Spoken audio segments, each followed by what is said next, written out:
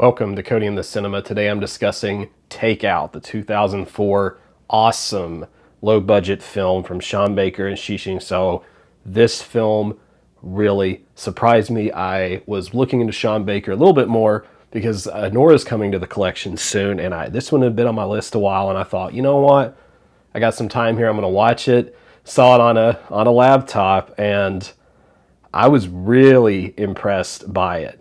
Now I'm going to have to get a copy of it in the next, Barnes & Noble or Criterion sale because, gosh, this was a good movie.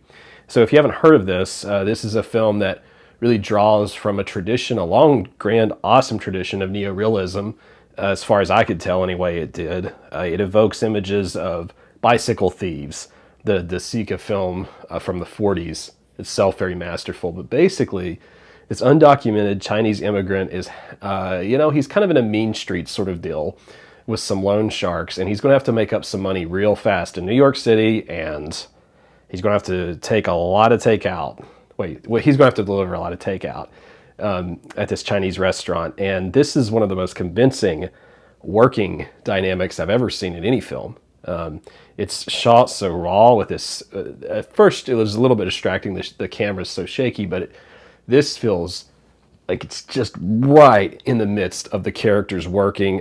Nothing I've quite seen matches it in terms of how accurate to restaurant life it feels. Although sometimes I've joked with people that the sort of dated comedy maybe now with Ryan Reynolds Waiting might rival it a little bbit. This felt like being in a restaurant. The small petty dramas that can occur between characters, the hustle, the way that a small thing someone may not think of, like the cleaning you have to do, all of the chopping, the moving heavy objects that people don't realize are involved in the cooking process, like the tension between the cook and maybe another employee, like the banter and the conversation of the customers and the pettiness of the customers, like it's just all there all the way around, and I really enjoyed it. Beyond Ming Ding, who is our hero here, who does take out and ride around in the rain. There are a few other characters. He has a buddy who lets him take most of the delivery so that he can make as much money in one night as possible. There's a manager in this. She's spicy. Like she's exactly like 2 or 3 managers I've had working in restaurants. She's running the phone, she's taking the orders, she's keeping the customers in line, she's keeping the cooks in, like everybody. Like she is the manager of sorts, although it's not very clear if she's like the total manager. It's funny how as much stuff as you see her doing, at one point she makes a comment like, I don't want to be like my daughter, I wouldn't want to be a waitress, because waiting tables is really hard. And I loved how that was thrown in there as well. One thing about this film that is worth mentioning, if you don't like, it's only about an hour and a half. There's one particular scene that I think rivals anything in a small space I've ever seen in an elevator. In this delivery that our hero is making, I think a lot of film students would do well to watch how the tension is built in that elevator scene, how the plot moves forward. Like there's a lot that happens with a little bit of dialogue, and it even plays on previous parts of like things characters said to like drive this dialogue forward. But it's fast, and it's a really clever scene.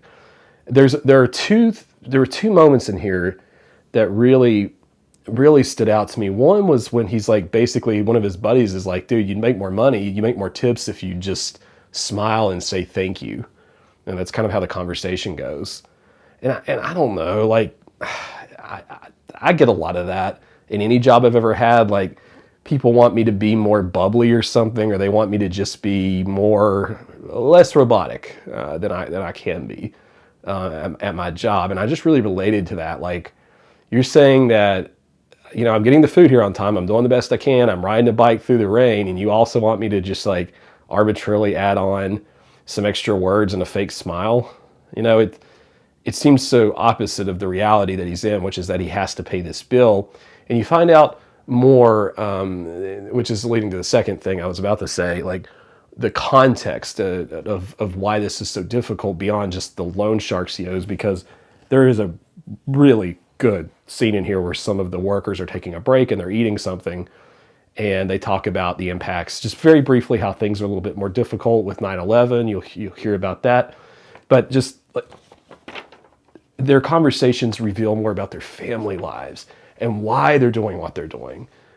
These are exact conversations I've had with parents who, like I remember this when they were talking about the struggle in the workplace there and why they to try to help feed people in their family or take care of their family. Like I remember this one woman I worked with who was on 3 jobs, and she never had any time, like just never had any time off because her daughter needed insurance, I think was like what we would talk about while we were working.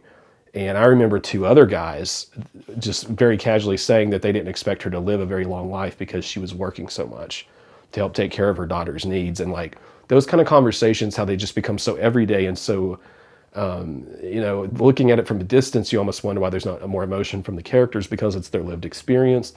And there's an ear for dialogue in this film that I don't see in very much other stuff other than, like I said, this other, Bicycle Thieves. I felt like the original really kind of also captured that. I've always, I love the mythology of Bicycle Thieves.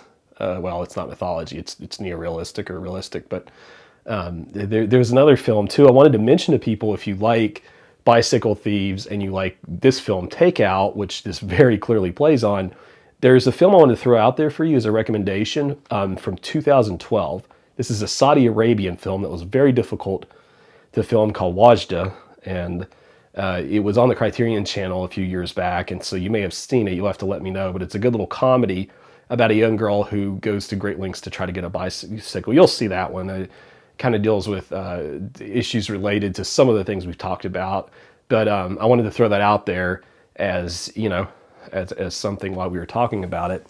But like when I walk, like this is one of those films that I hadn't really planned on making a video of or any kind of review, but it hit a personal nerve somewhere.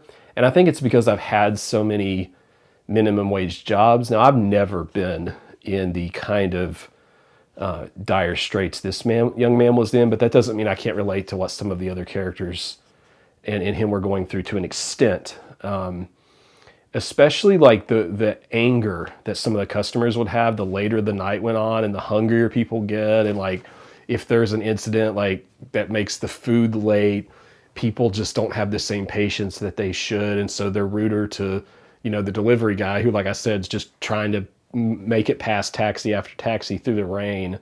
So much of that frustration that people feel is there, but also there's goodness in the film, and that's the final thing I would say, is that there are some terrible things that do happen in this film, but it's well-rounded in the sense that it's just not all despair, and there is some of the conversations are very kind, especially with our lead manager and some of the customers, the way that she kind of gets the most out of them, the most humanity out of them, and she's created these connections over the years and has people laughing and joking with her, even though she's just ringing up the register in theory, right? That's the way somebody might look at it. And there's there's another scene in here that really will warm you and make you feel good. I don't know. I'm really excited for Anora. I'm really excited to explore more from the director. I've seen Tangerine a number of years ago and like that as well. But I'm like really impressed with what I saw from this film. So, I have a video here about in my channel about A Tree Grows in Brooklyn, which is a great novel and a great film. And parts of this remind me of that, even another great New York City film that deals with poverty and issues related to that. Just really touched my soul here. So I want to make a video about it. And if you found any of this content useful today and want to click the like button, I would appreciate it. It will help grow the channel. And if you have any other recommendations from Sean Baker, let me know, or films like it. I'd really appreciate it. Comments are always really welcome. I love reading those. And consider subscribing if you hadn't, because I cover a lot of different Criterion topics and films like this, and I just love talking about it and sharing my thoughts and movie recommendations. With that having been said, we'll see you next time. Cody in the Cinema.